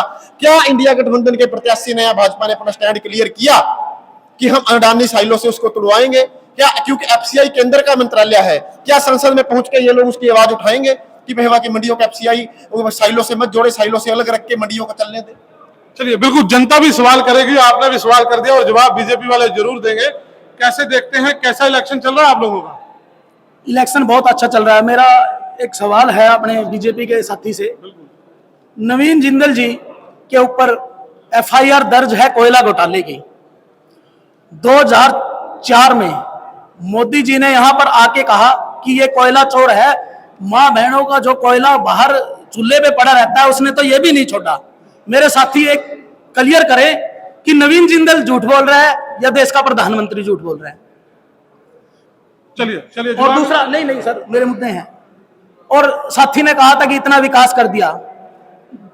पिछले 60 साल में हमारे देश के ऊपर 54 लाख करोड़ रुपए का कर्ज था, आज जो बढ़कर पिछले 9 साल में 205 लाख करोड़ रुपए हो गया है। अब आगे कोरोना की बात। पूरे कोरोना टाइम में हमारे प्रत्याशी सुशील गुप्ता जी, इंडिया गठबंधन के प्रत्याशी, पूरे कोरोना काल में कुरुक्षेत्र लोकसभा के हर गांव में, हर गली में रहे हैं। और रही बात अब विकास की, विकास जरूर हुआ है। मेरे साथी ने, इंडिया गठबंधन के मेरे साथी ने बताया था, विकास सिर्फ संदीप सिंह का हुआ है। वो कैसे? जिला परिषद में कम्युनिटी सेंटर आते हैं, जिला परिषद की ग्रांट होती है कम्युनिटी सेंटर, और उसने अपने पत्थर लगवाकर अपनी ग्रांट बनाने का काम किया। ये विकास किया उन्होंने। उनके घर का विकास हुआ है, 2 एकड़ में कोठी देखना आप, ये विकास था। और अब मैं हमारे मुख्यमंत्री नायब सैनिक के बारे में बता देता हूं। जो बंदा खुद फेलियर है, पहले नारायणगढ़ से इलेक्शन लड़ा, वहां से देखा जमानत जब्त होएगी, कुरुक्षेत्र आके इलेक्शन लड़ लिया, वहां से देखा जमानत जब्त होएगी, अब करनाल में चला गया। भाई धीरे धीरे ये तो यूपी में चला जा, धीरे धीरे ये यूपी में चला जाएगा साथियों, यूपी में चला जाएगा धीरे धीरे। चलिए आरोप प्रत्यारोप बहुत है। रिंकू जी ने मेरे साथी ने एक सवाल पूछा, वो इन लोग थोड़ा संक्षेप में सारे। मेरे साथी ने एक सवाल पूछा, वो राजनीतिक शोर में दब के रह गया, मैं उसे तसल्लीपूर्वक पूछना चाहता हूं। मेरे जो भाजपा के मित्र हैं वो ये बताएं कि वो नरेंद्र मोदी जी को अपना नेता मानते हैं और नवीन जिंदल को भी मानते हैं और दोनों की बातों से इत्तेफाक रखते हैं, एक बार हाँ या नाम यही से पूछ लीजिए दूर से। चलिए वो सब बताएंगे। नरेंद्र मोदी जी कहते हैं कि जिंदल कोयला चोर था, जिंदल साहब कहते हैं कि मैंने कोयला चोरी नहीं किया, तो दोनों में से झूठ कौन बोल रहा है? कोई एक तो झूठा है, वो एक बार इनसे पूछिए। चलिए ये नहीं बताएंगे तो जनता बता देगी ना, जनता बता देगी।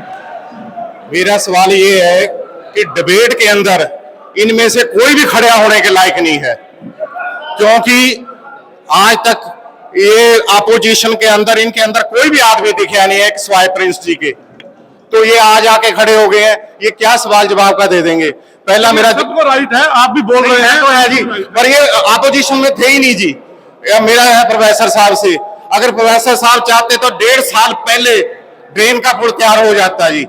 मेरा आप वाले से सवाल है, अगर ये चाहते जवाब दे मेरा, क्या वो 183 मस्जिद, 187 मदरसे और 130 मस्जिद अपने चर्चे, उनको 2-2 आदमियों को वहां तनख्वाह दी जाती है, तो क्या एक चीज और है, वहां हिंदू मंदिर नहीं है, हिंदू गुरुद्वारे नहीं है? तो आप इसका जवाब दीजिए। बिल्कुल जवाब देंगे, बताइए।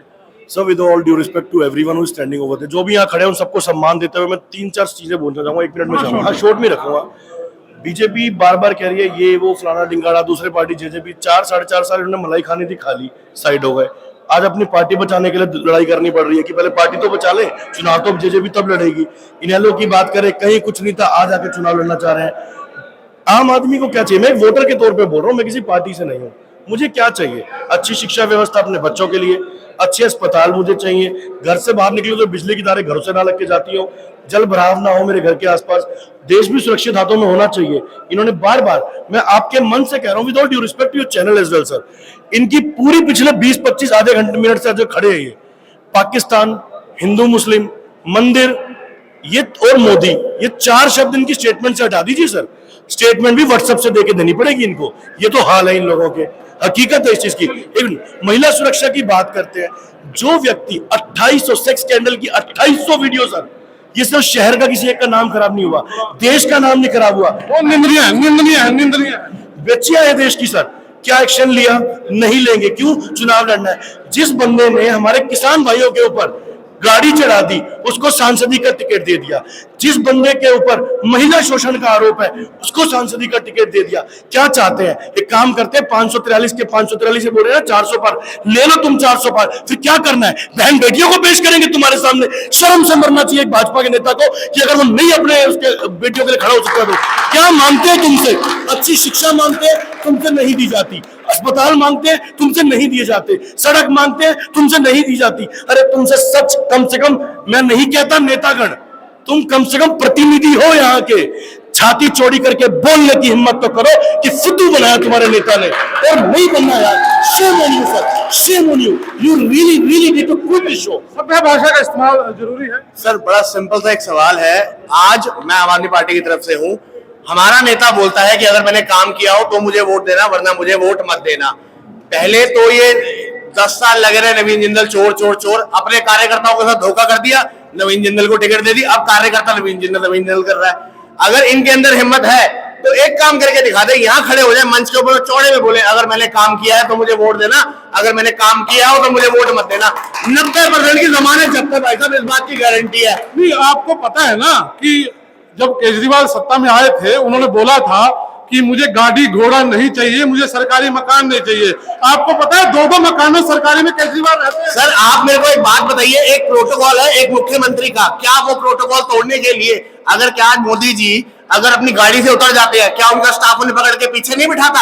मोदी जी का भी तो मन करता ना मैं कुछ करूं, लेकिन स्टाफ पीछे बिठा लेता है। तो ये मेरा कहना वीआईपी कल्चर को लेकर नहीं, वीआईपी कल्चर सब प्रोटोकॉल है। अच्छा आप एक बात बताइए, 2014 से पहले रात के 9 बजते थे, हर कोई प्रधानमंत्री की कमियां निकालने बैठ जाता था। आज की डेट में ऐसा माहौल बना दिया है कि अगर आप प्रधानमंत्री जी के खिलाफ कुछ बोल दो ना तो अंधभक्त ऐसे आ जाते जैसे भाई साहब हमें गाली दे दी हो, हमने इंडिविजुअली उनको गाली दे दी हो। मतलब अगर आपसे कोई सवाल करे तो वो एंटी नेशनल, आपसे कोई सवाल करे तो वो खालिस्तानी, आपसे कोई सवाल करे तो वो भारत से चला जाए। आप किसी को तो छोड़ो भाई, कहीं तो छोड़ो। चलिए भगवान का शुक्र है कि भारत लाइन जो प्लेटफॉर्म है, जो भारत लाइन का प्लेटफॉर्म है, वो सत्ता के साथ है, वो सत्ता के साथ है। ऐसे है जी, अरविंद केजरीवाल जो है जुबान के धनी है। जो जुबान करी दिल्ली के अंदर पूरी करी, पंजाब में पूरी करी। और सबसे पहले कमल जी मैं आपकी पूरी टीम का धन्यवाद करता हूं, आपने मुझे टाइम दिया। हमारे बीजेपी के जो प्रवक्ता थे उन्होंने एक बात कही है कि लाल किला के ऊपर झंडा किसान का झूला, किसी पाकिस्तान का झंडा नहीं था। आज पूरे का पूरा कोरोना काल के अंदर जिन लोगों ने झंडा चढ़वाया, पहला नंबर तो बीजेपी का एजेंट था। वहां पर 4 सिक्योरिटी काम करती है, 4 सिक्योरिटी के बावजूद भी वो किसान ने कैसे झंडा लहरा दिया, खुद बीजेपी को शर्म होनी चाहिए थी। उसका एक और मैं जवाब दूंगा। मैं दिल्ली से हूं, कोरोना काल में मैंने काम किया। कोरोना काल में जिन लोगों ने झंडा गुरु को चढ़ाया उन लोगों ने लाखों लोगों को रोजगार दिया, रोटी दी, कोई दिल्ली में भूखा नहीं मरने दिया। और उन्हीं किसानों को बीजेपी पार्टी बोलते कि आतंकवादी है, ये उग्रवादी है। मैं अपना कन्नार रोड के ऊपर 1.5 साल मैंने किसानों की सेवा की, गर्म पानी से, फ्रूट से, दवाइयों से। और जब हम देखते थे इतनी बड़ी किले किसानों के लिए गाड़ी हुई, उस टाइम किसान आतंकवादी था। और जब ब्लड की जरूरत पड़ी, ऑक्सीजन की जरूरत पड़ी, तो इन सरदारों ने रोड पे आके ऑक्सीजन के दिल्ली में रोटी के लंगर लगाए। उस टाइम सरकार फेल हुई। चलिए 25 मई आपका दिन है, अब आप डिसीजन कर लेना कि किसको चुनना है, वो आपका दिन है। क्या कहेंगे, क्या मुद्दे हैं स्थानीय? देखिए, हमारे स्थानीय मुद्दों के साथ साथ राष्ट्रीय मुद्दे भी है। मैं विपक्ष के लोगों से सिर्फ एक ही सवाल है कि हमारे प्रधानमंत्री जी का विजन है। पिछले 10 साल के कार्यकाल को देख के लगता है, चाहे हमारे पासपोर्ट 6 महीने में बनते थे, आज 3 दिन में घर आ जाता है। इसके अलावा इतने बड़े स्टेट और नेशनल हाईवे बन रहे हैं। अब मेरा सिर्फ एक ही प्रश्न है कि आपके पास प्रधानमंत्री जी कहते हैं 2027-28 में हम तीसरी बड़ी अर्थव्यवस्था होंगे, 2047 तक हम विकसित राष्ट्र होंगे। आपके पास क्या कोई विजन है? आप सिर्फ मोदी हटाओ और लोकतंत्र बचाओ के नारे पे चल रहे हैं, आपका कोई विजन है? और दूसरा मेरा एक सवाल है, दूसरा सवाल है किसानों से कि जब लोकतंत्र हटाओ की बारी आती है तो मोदी जी ने तो तीनों कानून वापस ले लिए कि हाँ भाई, आप कहते हो 750 किसान मृत हो गए, वो हमारे भाई थे, लेकिन क्या आप उसकी जिम्मेवारी लेते हो? जो लोग एम्बुलेंस में जाम लगे हुए में दम तोड़ते हैं, क्या आप उनकी जिम्मेवारी लेते हो? जो 2-2 घंटे 4-4 घंटे लोग जामों में फंसे रहते हैं, ये लोकतंत्र है? अलोकतंत्र है ये, जो 4-4 घंटे के जामों में लोग फंसे रहते हैं और उसके कारण एम्बुलेंस के अंदर दम तोड़ते हैं। सिर्फ किसान भाइयों से मेरा यही प्रश्न है। चलिए पूछेंगे उनसे।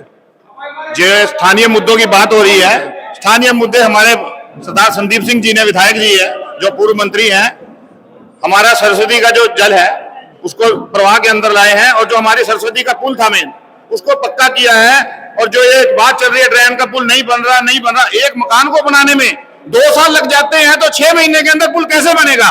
कार्य देखिए जाके प्रगति पर चला हुआ है। हमारा जो मेन चौक भगवान परशुराम चौक है, अष्ट धातु से रिकॉर्ड तोड़, चलो अच्छे में बनेगा। अच्छे काम मंत्री जी ने किए हैं। अगर मंत्री जी अच्छे होते तो जो सरस्वती जो हमारी ड्रेन है उसके अंदर पानी जो होता वो स्वच्छ होता। आज आप देख लीजिए जाके क्या हालात है। और कहता तो मैं वीडियो दिखाऊंगा आपको।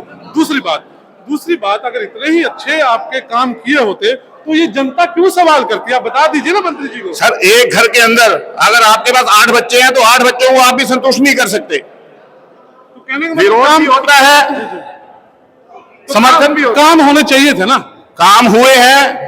अब एक घर में मैं आपको बार बार यही बात कह रहा हूं, एक आदमी अपने घर को संतुष्ट नहीं करता तो एक विधायक पूरे के पूरे पेहोवा को कैसे संतुष्ट करेगा? चलिए ठीक है, वो इतने काबिल नहीं है कि पूरे अपना पेहवा को संभाल सके, ऐसा लगता है मुझे। क्या कहना चाहेंगे आप बताइए, आपको होगा सवाल। सभी को मेरी राम राम। सवाल कीजिए। मैं गांव टीकरी से हूँ जी। ठीक है, संदीप सिंह मंत्री हैं जो गांव टीकरी में बोलते हैं कि मैंने गांव गोद लिया, मंत्री जी बोलते हैं कि मैंने गांव गोद लिया है, गांव गोद जरूर लिया है, लेकिन कोई भी विकास नहीं है। जब अपने गांव का ही नहीं विकास कर सके तो पेवा हल्के का क्या विकास करेंगे जी। धन्यवाद। संदीप जी के समर्थक थे, उन्होंने बोला कि पूरे पेहवा को नहीं संभाला जा सकता, ऐसा एक कार्यकर्ता का कहना है। मैं आ रहा हूं, पहले इधर से एक बार ले ले। क्या मुद्दे क्या हैं आपके यहाँ के? यहाँ के स्थानीय मुद्दे जो जब मैं बीजेपी वालों से ये पूछना चाहता हूँ कि ये कहते हैं भारत माता की जय, भारत माता की जय के नाम पर आप मुद्दे बताइए, स्थानीय मुद्दे बता रहा हूं मैं। तो ये अपना 400 पार जो करना चाहते हैं, क्या भारत माता की जय 150 हिंदुस्तानियों की भारत माता नहीं है? मुद्दे की बात जो कह रहा हूं मैं कि जहां पे गौ माता की जय, गौ माता के नाम पे करोड़ों रुपए ये निकालते हैं, लेकिन जो गौ माता है सड़कों पे घूम रही है आवारा, उनको संभालने के लिए कई बार एसडीएम साहब के पास, प्रशासन के सामने जाकर आवाज उठाई, लेकिन इन्होंने एक आवाज नहीं सुनी। गौ माता घूम रही है, एक्सीडेंट हो रहे हैं, लोग मर रहे हैं। अच्छा, ये समस्या तो है ही है। एक मिनट समस्या तो है ही है, कोई खास बात बताइए। खास बात ये है, बस स्टैंड हमारा बीच में है। हाँ बिल्कुल, बस स्टैंड बाहर होना चाहिए, मुझे भी लगता है बाहर होना चाहिए, क्योंकि जब जाम में फंस जाते हैं 2-2 घंटे वहां रुकना पड़ता है। एक मुद्दा मेरा और है, ये बदकिस्मती है कुरुक्षेत्र लोकसभा की, जहां से जो प्रत्याशी आए लगातार 4 बार बाहर से जीत कर गए। मैं आपके चैनल के माध्यम से अपील करना चाहता हूं कि जो जननायक जनता पार्टी का प्रत्याशी है श्री पाला राम सैनी जी, वो लोकल है, बाकी तीनों प्रत्याशी बाहर के हैं। तो मैं जनता से अपील करना चाहता हूं कि लोकल प्रत्याशी को जिताकर, ताकि पेहवा से कुरुक्षेत्र लोकसभा से हमारी अपना लोकसभा में आवाज उठा सकें। चलिए, शुक्रिया शुक्रिया शुक्रिया। हाँ जी, क्या मुद्दा है, क्या सवाल है आपका, शॉर्ट में? सबसे पहले तो जितने यहाँ पर बैठे हैं सबको मेरी राम राम। ये है चुनावी मुद्दा। सबसे पहले तो हमने भाईचारा रखना है, आपस में किसी ने भी किसी को ऐसे करने से भाईचारा नहीं खराब करना। ये वोट का टाइम है, 25 तारीख को वोट डालनी है, सभी भाइयों ने वोट डालनी है। ये बहुत ही बड़ा लोकतंत्र का चुनाव है, ये कोई छोटा मोटा चुनाव नहीं है, 140 करोड़ देशवासियों का चुनाव है। मैं तो ये कहता हूं कि सबसे पहले भाईचारा, उसके बाद अगली बात यह है सर, जितने भी मेरे यहाँ पर बैठे हैं, मैं इनसे एक ही बात पूछना चाहता हूं, क्या आज से पहले जिस भी गरीब का बच्चा नौकरी लगा, क्या वो बगैर पैसे से लगा है? एक भी बंदा अंगली खड़ी करके कह दो 10 लाख देने से किसी का बच्चा लगा है या नहीं? अगर आज लगे तो गरीब का बच्चा, झोपड़ी वाले का बच्चा, जिसके दरवाजे नहीं, उसका बेचारे का एक पर्दा लगाया, उसका बच्चा नौकरी लगा, आज उसकी खुशी देखो सर।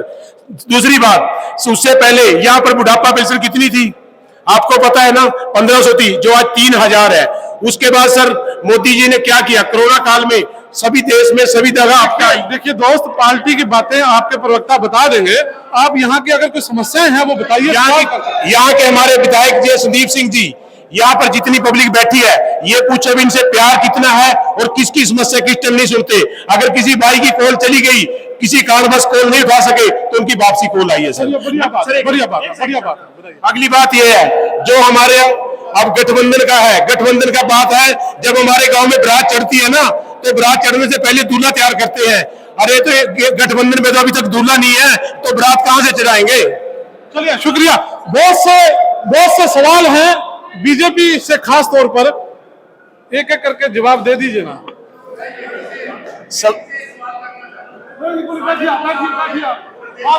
सबसे पहले मेरे भाई अभी कह रहे थे नवीन जिंदल के बारे में कि नवीन जिंदल जी कोयला घोटाला किया है। मैं इसके बारे में कईयों ने बात की है, मैं उस पर जवाब देना चाहता हूं।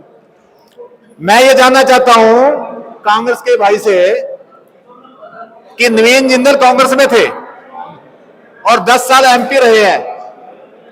नवीन जिंदल ने कोई उसके, अगर कोयला घोटाला हुआ है तो उसमें कोई भी उसके कहीं साइन नहीं है, कहीं उसने कोई टेंडर नहीं लिया, कहीं कुछ भी लिया। सीधे राहुल गांधी का उसमें नाम था, राहुल गांधी एंड जो उसके बाकी लोग थे उनका था। लेकिन गांधी परिवार ने हमेशा से क्या किया है, अपने गांधी परिवार को बचाने के लिए उन्होंने अपने ही साथियों को बलि का बक्का बनाया है। और नवीन जिंदल के ऊपर जो केस दर्ज हुआ था वो 2013 में दर्ज हुआ था। और इसके साथ ही 2014 में जब नरेंद्र मोदी जी हमारे यहां पर आए, उन्होंने केवल कांग्रेस ने जो केस दर्ज किया था कोयला घोटाले का, उसके आधार पर उन्होंने अपना बयान दिया था, जबकि उस टाइम बीजेपी की सरकार नहीं थी। बीजेपी की सरकार 14 के बाद बनी है। और दूसरी बात ये मैं बताता हूं आपको, नवीन जिंदल जी अब तक कांग्रेस में थे।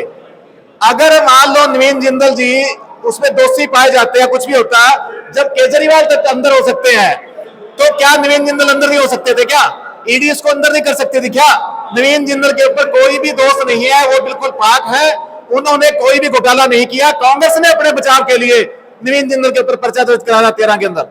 मैं इसका ये जवाब देना चाहता हूं। कुछ स्थानीय सवाल थे संदीप सिंह को लेकर। इसके साथ ही आम आदमी पार्टी के भाई ये कह रहे थे कि आम आदमी केजरीवाल ने ये कर दिया, वो कर दिया। मैं पंजाब में आज ही जाके आया हूं, अभी मैं दोपहर को पंजाब में था। पंजाब की सड़कों के इतने बुरे हाल हैं, वहां पर गड्ढों में सड़क नजर आती है, सड़क में गड्ढे नहीं है वहां पर। हम यहां से गए, केवल 50 किलोमीटर का सफर तय करने के लिए हमें 2.5 घंटे लगे। तो ऐसे करके अगर एमएसपी की बात है, केजरीवाल बातें करता है बड़ी बड़ी, तो पंजाब में क्या स्थिति है आज? पंजाब के अंदर कौन सा दिखाओ मेरे, कौन सा एमएसपी दिया उसने, या पंजाब के अंदर कौन सा भावांतर भरपाई योजना के तहत कौन सा किसानों को फायदा दिया है? अगर वो किसान के इतने हितैषी हैं तो पंजाब में क्यों नहीं किया? मैं केवल इतना कहना चाहता हूं। चलिए, थोड़ा समय का अभाव है, लास्ट में आपका उम्मीदवार मैदान में है और लोगों के बीच में जा रहा है, संक्षेप में जीत की गारंटी कैसे देखते हैं? 400 पार को कैसे देखते हैं? हमारा जो प्रत्याशी है, भारतीय जनता पार्टी एक संस्कारिक पार्टी है। उन्होंने बड़े अच्छे अच्छे कार्यकर्ता उनको चुनाव लड़ाया है। नवीन जिंदल जी बहुत अच्छे और संस्कारिक एक बिजनेसमैन है। और मैं एक नवीन जिंदल जी के बारे में एक बात और बताना चाहता हूं। 2014 में नवीन जिंदल जी का जो बिजनेस था 50,000 करोड़ का था, आज वो 1 लाख करोड़ का है। अगर वो ऐसे कोई भी उनपे क्रिमिनल दोष होते या कोई ऐसा व्यक्ति होता तो इतना उसका बिजनेस, इतना कारोबार ना होता। कहावत है ना, बड़े बड़े लोग तो आपके ही हैं। हमारे ऐसा नहीं है, सभी बड़े बड़े लोग भी, छोटे लोग भी, सभी है। अभी एक भाई की बात कर रहे थे कि इस सरकार ने, चाहे केंद्र सरकार है, प्रदेश सरकार है, जो नौकरियां दी हैं, कांग्रेस के टाइम में नौकरियां जिसकी अटैची में वजन होता था, जिसकी सिफारिश होती थी, नौकरी केवल उसको मिलती थी। आपने देखा भी होगा 14 से पहले जो जिसके पास नौकरी थी उन्हीं के परिवारों में नौकरियां होती थी। उसके दादा ने नौकरी करी, उसके बाप ने नौकरी की, आगे बच्चे नौकरी करते थे। एक परिवार ऐसा गरीब होता था, उसको पूरी उसके परिवार में किसी के पास भी सरकारी नौकरी नहीं होती थी, क्योंकि उसके पास पैसा नहीं होता था। ये लोग केवल पैसे के दम पे नौकरियां देते थे। और इस सरकार के अंदर जो नौकरियां मिली हैं, गरीब से गरीब व्यक्ति, चाहे वो कोई रिक्शा चलाने वाला है, चाहे दिहाड़ी करने वाला है, ऐसे परिवारों को नौकरियां मिली है। आप यहाँ इससे हिसाब लगाइए, अगर रिक्शा चलाने वाला है या कोई दिहाड़ी करने वाला व्यक्ति है, क्या उसके पास पैसा है? क्या उसने पैसे नौकरी लिया है? वो देखिए, नौकरियों पर भी सवाल थे और पेपर लीक मामला भी है, बहुत से सवाल हैं, लेकिन फिर कभी चर्चा करेंगे उस विषय पर। लेकिन मैं जानना चाहता हूं कि आप अपना कंपटीटर किसे मानते हैं? वैसे तो हमारा कंप्यूटर कोई है ही नहीं है। नवीन जिंदल जी का और मोदी जी का जो नारा है 400 पार का, निश्चित रूप से हम 400 पार सीटें लेके जाएंगे। और हमारे देश के यशस्वी प्रधानमंत्री ने 10 सालों के अंदर जो काम किए हैं, देश का नाम जो रोशन किया है, देश के लिए जो प्रगति की है हुई है 10 सालों के अंदर, और इन आने वाले 5 सालों के अंदर उनसे कम 10 गुना काम ज्यादा करके वो दिखाएंगे। ये मेरा अपना विश्वास है। इसके साथ साथ हमारे जो कैंडिडेट है बहुत पाक है और बहुत अच्छे कैंडिडेट है। हमारा मुकाबला किसी से भी नहीं है। चलिए, अच्छा काम किया होगा तो 25 को लोग बता देंगे। आपका विजन क्या है और कहां मानते हैं अपने आप को? यहाँ पे 2 लुटेरे और कमेरे के बीच में लड़ाई चल रही है हमारे कुरुक्षेत्र में। तो हम कुरुक्षेत्र की जनता ये मूड बना चुकी है कि कमेरे को संसद में पहुंचाना है। चलो, पूरी उम्मीद लेके आप लोग मैदान में हो। तो आपके पालाराम जी को कहां देखते हैं? क्या इलेक्शन खड़ा हो रहा है उनका? कुरुक्षेत्र का मतदाता बहुत जागरूक मतदाता है और कुरुक्षेत्र का मतदाता ये जरूर महसूस करेगा कि अगर वो मेंबर पार्लियामेंट उसको बनाएगा जिसके पास उसकी इजी अप्रोच हो। पालाराम सैनी कैथल के अंदर है और दुष्यंत चौटाला जी ने हमें एक ही बात कही थी कि कैंडिडेट आपके बीच का होगा, आपका लोकल होगा, ताकि आम आदमी जब चाहे उसके पास आ जा सके। तो हमें पूरा विश्वास है कि कुरुक्षेत्र का मतदाता पालाराम सैनी को भारी मतों से जिताकर दुष्यंत चौटाला जी की इच्छाओं को पूरा करेंगे। शुक्रिया। कैसे देखते हैं? हमारा चुनाव गठबंधन का चुनाव है, बहुत ही अच्छे तरीके से चल रहा है। कुरुक्षेत्र लोकसभा में सबसे अधिक मात्रा के अंदर वोट लेकर हमारे गठबंधन के प्रत्याशी जीत रहे हैं। यानी कि सुनिश्चित है आप लोग? देखिए, जैसे मैंने पहला कहा, कुरुक्षेत्र लोकसभा का चुनाव दो धन्ना सेठों और किसान के बीच में है। हेलीकॉप्टर का सीधा सीधा ट्रैक्टर से मुकाबला है और दोनों जो बड़ी पार्टियों के इंडिया गठबंधन के और भाजपा के प्रत्याशी हैं, एक ईडी से बचने के लिए और दूसरा अपने बिजनेस को बढ़ावा देने के लिए आज से सत्ता के में इलेक्शन लड़ने के लिए आए हैं। और दूसरी तरफ अभय चौटाला जिन्होंने किसान हित में इस्तीफा दिया, जो संसद विधानसभा के अंदर पुरजोर तरीके से किसानों की आवाज उठाते हुए मैदान में है, तो मैं आपके चैनल के माध्यम से जनता से विनती करूंगा कि वो अभय चौटाला के पक्ष में वोट करें और हेलीकॉप्टर के मुकाबले में ट्रैक्टर वालों को जितवाएं, ताकि किसान कमेरों की आवाज बुलंद रहे और पार्टियों को ये पता चले कि पैराशूट से उठाने वाले उद्योगपतियों को अब जो जनता है वो एक्सेप्ट नहीं करेगी। चलिए, क्या विजन है आपका? आपकी पार्टी? मेरे बीजेपी के साथी ने एक बात कही कि नवीन जिंदल जी पाक साफ है। इसका मतलब फिर नरेंद्र मोदी जी 2004 में झूठ बोल के गए थे। यहां पर यह स्पष्ट करें कि वो 2004 में जो बोल के गए थे, इसका मतलब तो फिर देश के प्रधानमंत्री झूठ बोलते हैं। चलिए, और दूसरा मुद्दा है सर, 250 करोड़ का चंदा लेकर, बीफ कंपनी से 250 करोड़ रुपए का चंदा लेकर, और ये देखो 250 करोड़ का चंदा देने के लिए उसने 2000 करोड़ रुपए तो कमाए होंगे। 2000 करोड़ रुपए कमाने के लिए कितनी गाय माता कटी होंगी, कितनी गौ माता कटी होंगी, उसका जवाब दे बीजेपी। और ये चलिए, समय का अभाव है, मुद्दे बहुत हैं और बातचीत करते रहेंगे। ये थी पेहवा की जनता और ये पेहवा के नेता थे जिन्होंने बेखूबी आपकी बातों का जवाब दिए। और कहीं ना कहीं जो पेहवा के लोग हैं वो तय करेंगे कि 25 मई को उनका नेता कौन होगा। बने रहो मेरे साथ और भारत 9 को सब्सक्राइब कर देना, और आपको ये डिबेट अच्छी लगी तो कमेंट कर देना और इसे शेयर करना तो मत भूलना। नमस्कार।